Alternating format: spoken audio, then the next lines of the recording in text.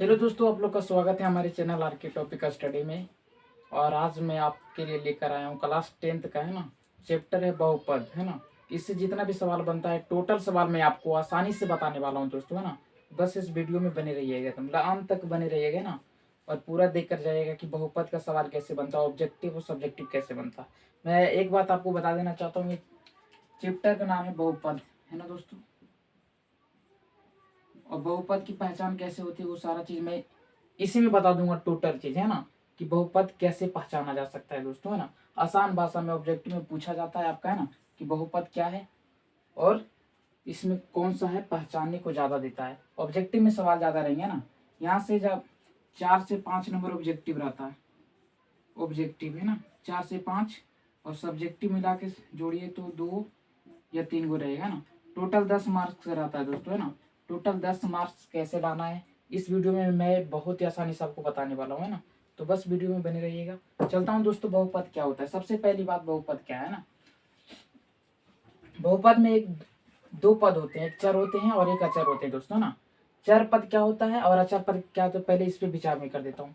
क्योंकि वो चीज जान लेंगे तो ये सारा चीज बहुपद है नहीं है पहचानने में आसानी होगी आपके, है ना। तो पहले मैं चर में आ जाता हूँ ना। चर वह पद होता है जो बदलते रहता है, जिसका मान हमेशा बदलते रहता है दोस्तों, ना। वो चर कहलाता है ना। अचर वह पद होता है, अचर क्या होता है सर।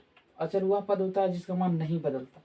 चर में क्या लिखा है कि जिसका मान बदलते रहता है। जैसे क्या हो सकता है सर, एक्स होगा वाई होगा, है ना।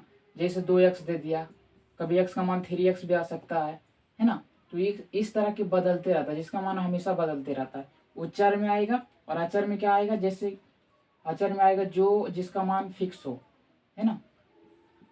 5 है तो 5, 10 है तो 10, 15 है तो 15, अचर पद होता है ना। किसी भी तरह के जैसे समीकरण लिखा जाता है 3x + 9x + 6, जैसे ना। ये 6 एक अचर पद है जो कभी भी नहीं बदल सकता है दोस्तों, ना। इसी को हम लोग अचर बोलते हैं, जिसका पद कभी भी चेंज नहीं होगा वही अचर कहलाएगा।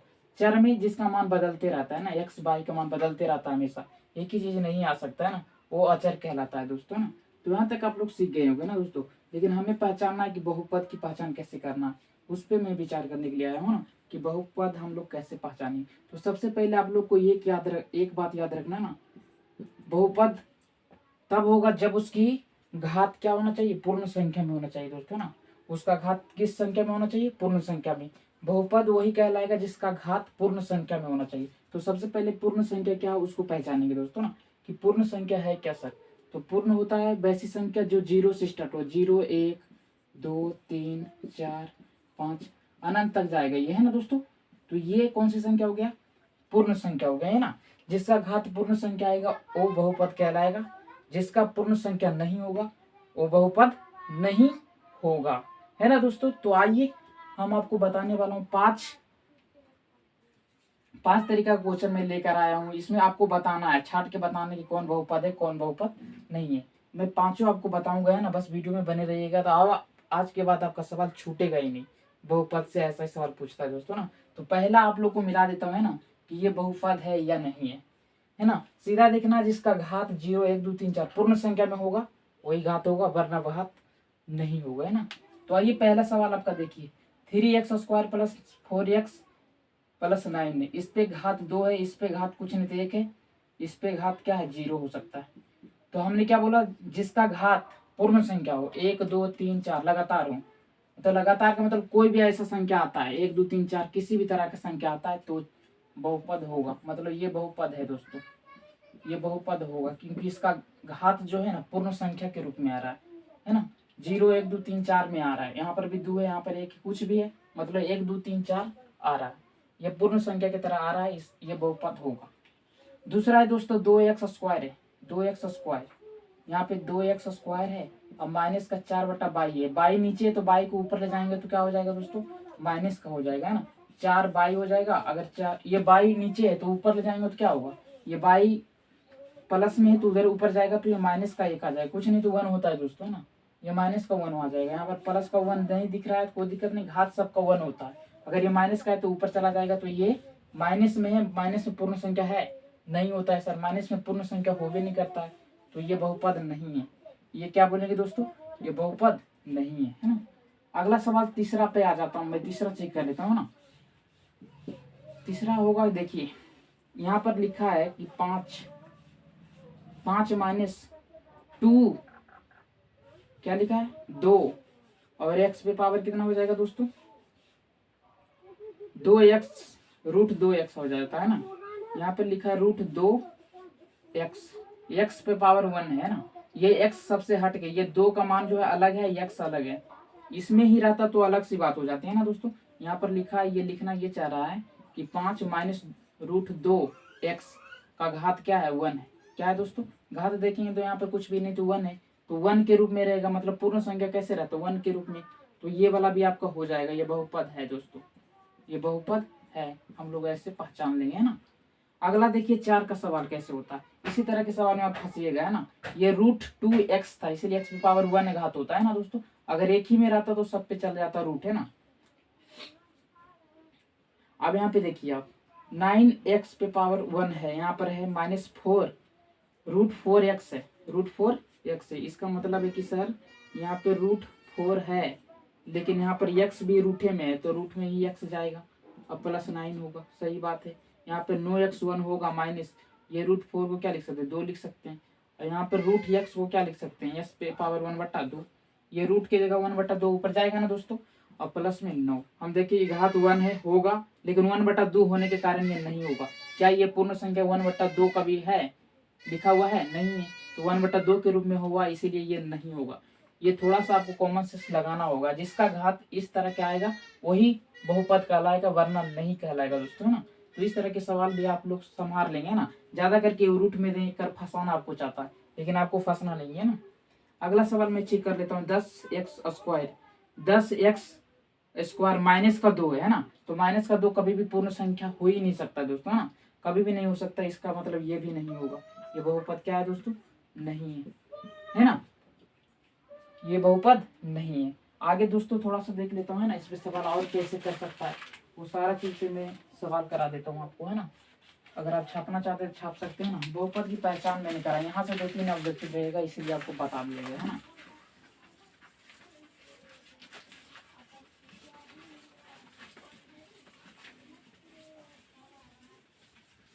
आगे सवाल कैसे बनेगा वो भी मैं बता देता हूँ, बस 1 मिनट आप रुक जाइए, है ना।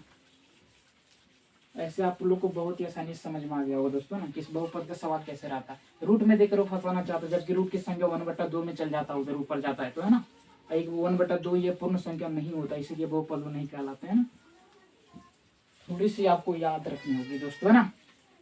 चलता हूँ आगे की सवाल कैसे होता है, आगे देखना है। इसका बहुपद का एक फॉर्मूला भी होता है दोस्तों ना, बहुपद सूत्र भी होता है एक, है ना, वो बता देता हूँ आपको यहीं पे, है ना। पहला वो फार्मूला होता है a² minus alpha plus beta x, या तो एक्स से में लिख दीजिए, है ना, x² minus alpha plus beta x plus alpha into beta, ये फॉर्मेट है ना।